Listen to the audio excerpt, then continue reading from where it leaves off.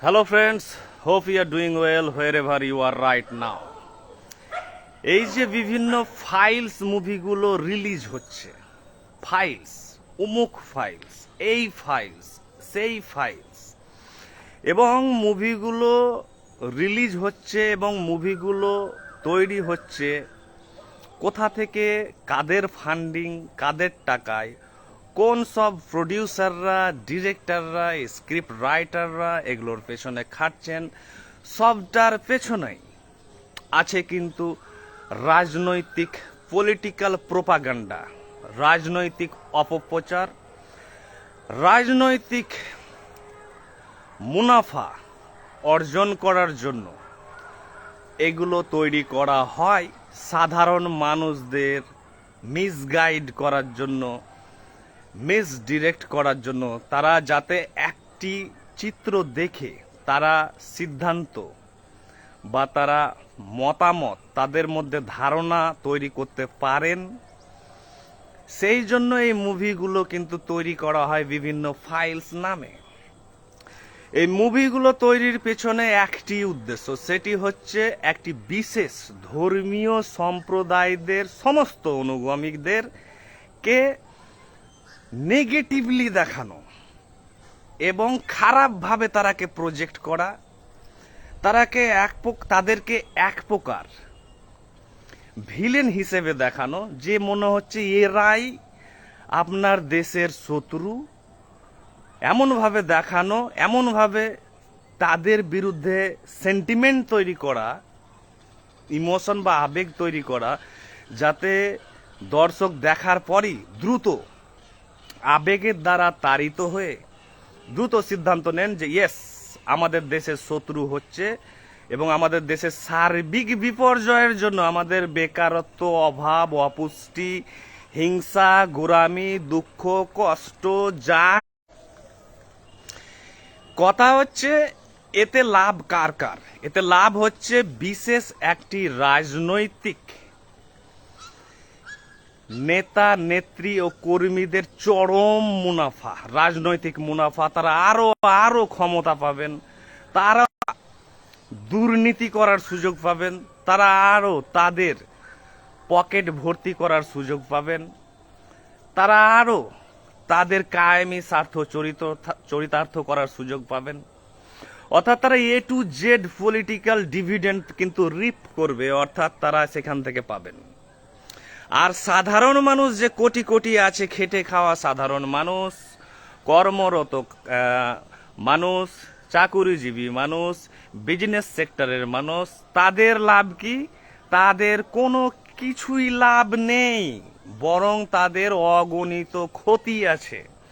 তাদের কোনো লাভ নেই, তাদের ভাগ্য যেমন ছিল তেমনটাই থাকবে, বরং ক্ষতি হবে। অর্থাৎ তারা অতীতে এই ফাইলস বেরানোর আগে, ফাইলস মুভিগুলো বেরানোর আগে যেমন তারা বেকার ছিল, অভাবী ছিল, গরিব ছিল, অপুষ্টিতে ভুগছিল, বেকারত্বে ভুগছিল, রোগে ভুগছিল, ব্যাধিতে ভুগছিল, হিংসায় ভুগছিল, ঈর্ষায় ভুগছিল, গোরামিতে ভুগছিল, কুসংস্কারে ভুগছিল, তেমনটাই থাকবে। বরং তারা এবং তাদের যে পরবর্তী প্রজন্মগুলো, অর্থাৎ আমাদের যে সন্তানগুলো যখন বড় হবে, তারা কেমন মহল পাবে? তারা পাবে সাম্প্রদায়িক বিদ্বেষপূর্ণ মহল, পরিবেশ, যেখানে তারা মানুষ হবে। ফলে তাদের মস্তিষ্কে আসবে কিন্তু অ্যাট্রফি, অর্থাৎ মানসিক বিকলাঙ্গ হবে। কারণ হিংসা করতে হবে তো তাদেরকে। একটি সম্প্রদায়কে খারাপভাবে দেখিয়ে আর একটি সম্প্রদায়কে ভালোভাবে দেখানোর মানে হচ্ছে যে রাইভালরি তৈরি করা, প্রতিদ্বন্দ্বিতা তৈরি করতে গেলে তো আমাকে হিংসা করতে হবে, আমাকে ঘৃণা করতে হবে, আর একটি সম্প্রদায়কে ভালোবাসতে হবে। এবং সেই সম্প্রদায়ের যারা রাজনৈতিক প্রতিনিধিত্ব করবেন, তাদের প্রতি আমাদের লয়্যালটি থাকবে, ওবেডিয়েন্স থাকবে, তাদেরকে আমরা ক্ষমতায় রাখবো, তাদেরকে আমরা ভোট দিব। এই কৃত্রিম মহল সৃষ্টি করাই হচ্ছে এই বিভিন্ন ফাইলস মুভিগুলোর কিন্তু উদ্দেশ্য। যেমনটা কিন্তু জার্মানে হতো হিটলারের টাইমে, যে হিটলার সৃষ্টি করছে অ্যান্টিসেমিটিক সেন্টিমেন্ট তার নাগরিকদের মধ্যে, অর্থাৎ ইহুদিদেরকে ভিলেন হিসেবে দেখানোর জন্য তিনি কিন্তু বিভিন্ন সাহিত্য, মুভি, প্রচার থেকে শুরু করে সমস্ত কিছু চালাতো তাদের বিরুদ্ধে, যাতে সমস্ত নাগরিকদের মনে সেই কাল্পনিক ভয়টিকে বাস্তব ভয়ে পরিণত করা হয় যে এই দেখো তোমাদের শত্রু। কথা হচ্ছে অতীত ইতিহাসে বিভাজন হোক দেশের বা অন্য কোনো সাম্প্রদায়িক ইস্যু, সেখানে হাজারো পলিটিক্যাল কারণ ছিল, ইংরেজদের অনেক রকম বিভাজনকারী রাজনৈতিক অপপ্রচার ছিল, সমস্ত অতীতে ঘটেছে, অর্থাৎ স্বাধীনতার পূর্বে। এবং সেখানে আমাদের দেশে অনেক বহিরাক্রমণ হয়েছে, বিভিন্ন জাতি সম্প্রদায় লোকেরা কিন্তু বহিরাক্রমণ করেছে। সে তো অতীতের কথা, অতীতে কোনো একটি পটভূমিকা ছিল যেন পক্ষে বিপক্ষে উভয়েরই ক্ষতি হয়েছে এবং সবারই বলার আছে। কথা হচ্ছে সেই অতীত পুরনো ইতিহাসকে এখন টেনে এনে দেখিয়ে নতুনভাবে সতেজ হবে নতুন মহল সৃষ্টি করার চেষ্টা চলছে, যেটা সাধারণ মানুষ বুঝতে পারছেন না। কারণ সাধারণ মানুষের কাছে তো অত হিস্টোরিক্যাল নলেজ নেই, অত জ্ঞান নেই, অত বিশ্লেষণী মনোভাব নেই যে আমরা কিন্তু প্রোপাগান্ডা, রাজনৈতিক অপপ্রচারের ফাঁদে পড়ে গিয়েছি, তার জন্য আমরা একটি শ্রেণীকে ঘৃণা করছি। এগুলো সব করছে হচ্ছে পলিটিক্যাল যারা রিপ্রেজেন্টেটিভ আছে এবং কায়েমের স্বার্থ আছে, তারা হচ্ছে মাস্টার প্ল্যানার। তাদের প্ল্যান বুঝতে হলে আপনাকে কিন্তু ডিপ স্টাডি করতে হবে, গভীর স্টাডি, যে ঐতিহাসিক আগের যে ড্যামেজেসগুলো হয়েছে আমাদের দেশে বহিরাক্রমণকারের মাধ্যমে হোক বা দেশীয় কিছু উপাদানগুলোর মাধ্যমে হোক, সে তো বহুকাল আগে। সেগুলোকে এখন আনার কি কারণ? কারণ এখন তো আমাদের দেশ স্বাধীন, সুস্থ এবং সংবিধান আছে আমাদের দেশে, আমাদের দেশে জুডিশিয়াল সিস্টেম আছে, সব স্বাধীন। ইলেকশন কমিশন থেকে voter system, journalist, fifth pillar থেকে পার্লামেন্টারি সিস্টেম, ডেমোক্রেসি থেকে সেকুলারিজম থেকে সবই আছে। এখানে আবার কোথা থেকে শত্রু এলো?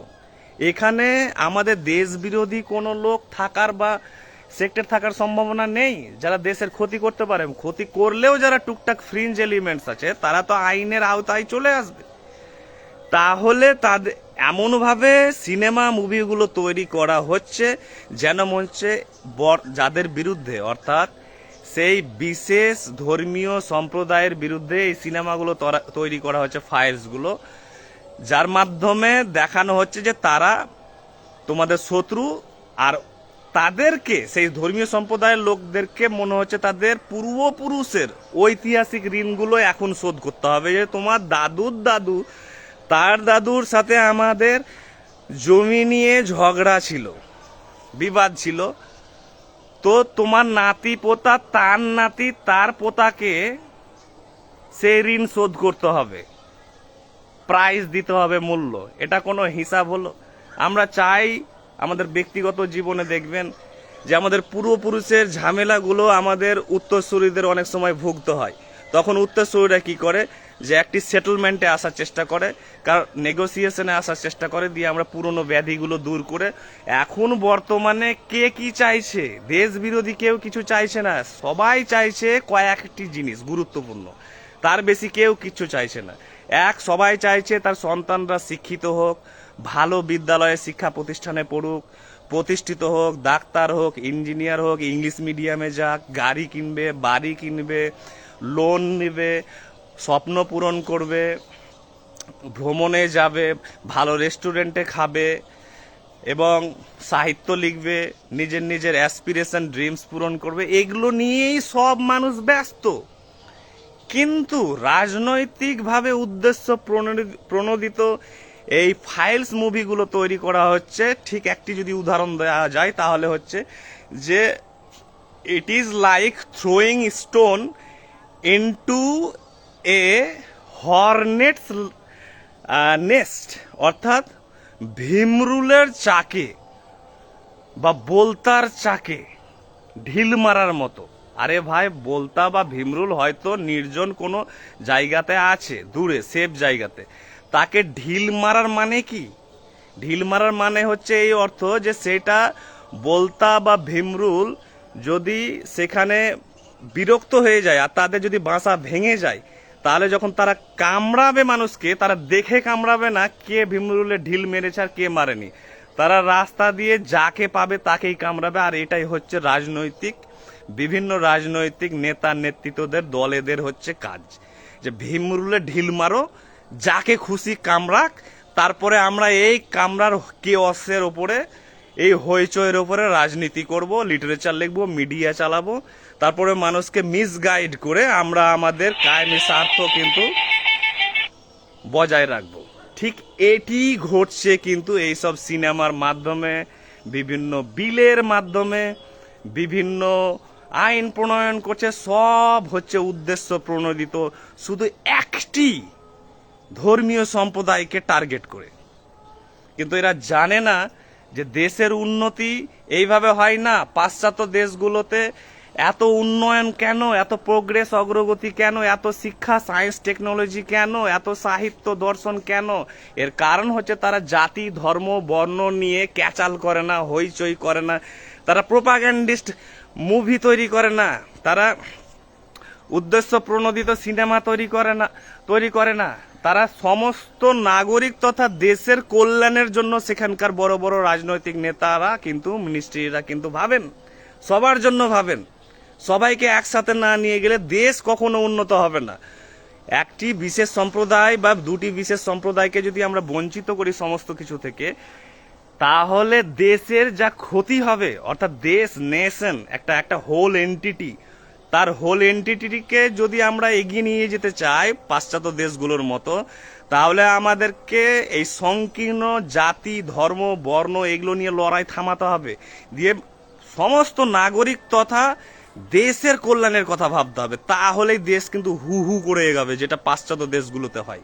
কিন্তু এখানে দেখা যাচ্ছে কি, শুধু সংকীর্ণ জাতি প্রথা ধর্ম সম্প্রদায় এগুলোকে বারবার উস্কে দেওয়ার চেষ্টা করছে, মানুষকে একে অপরের শত্রু তৈরি করার চেষ্টা করছে। আর এই মহলে এসে তারা কিন্তু দুর্দান্তভাবে রাজনৈতিক মুনাফা অর্জন করছে।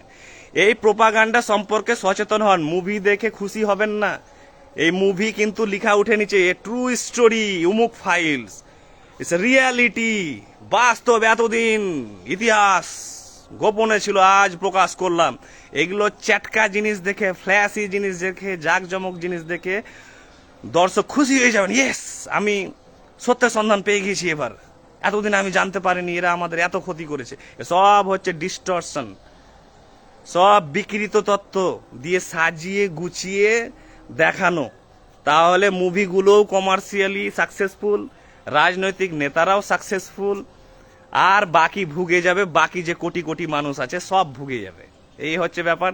তার রাজনৈতিক প্রোপাগান্ডা থেকে, অর্থাৎ রাজনৈতিক অপপ্রচার বিভিন্নভাবে হয় কিন্তু, আর রাজনৈতিক নেতারা, বিভিন্ন নেতা নেত্রীরা আছে, এইটার মাধ্যমেই কিন্তু তাদের শক্তি ক্ষমতা কিন্তু ধরে রাখেন।